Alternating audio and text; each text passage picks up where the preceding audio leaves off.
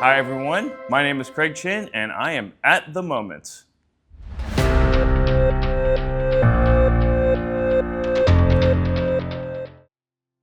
It's never intentional, right? And so one thing leads to another, but I've spent my entire ad career in media selling digital ads. I actually never sold traditional ads, so as I came into the industry in the late 90s, started off in automotive media and started off with contextual advertising, just selling to the automotive OEMs.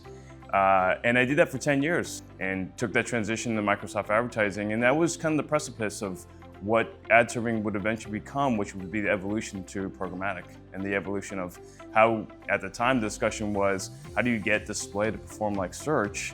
And it was partly creative, it was part of automation of the buy and then automation of the transaction.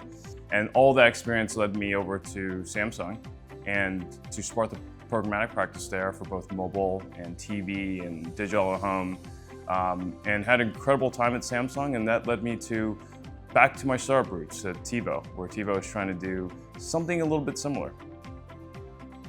Yeah, great question about the way that we want to matter towards advertisers and for OEMs. I think there's two parts to it.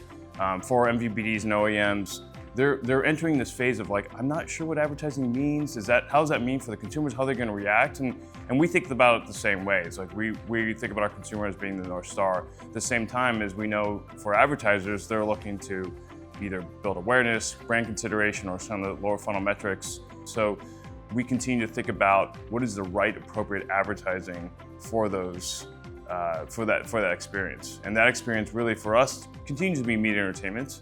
And so as we think about the media entertainment lens of all the TV watching that's happening, all that content discoverability, that the right ad at the right place at the right time does matter.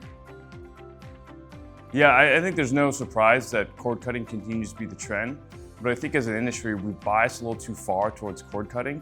If you look at kind of the trends from 21 to 2025, clearly CTV has grown tremendously.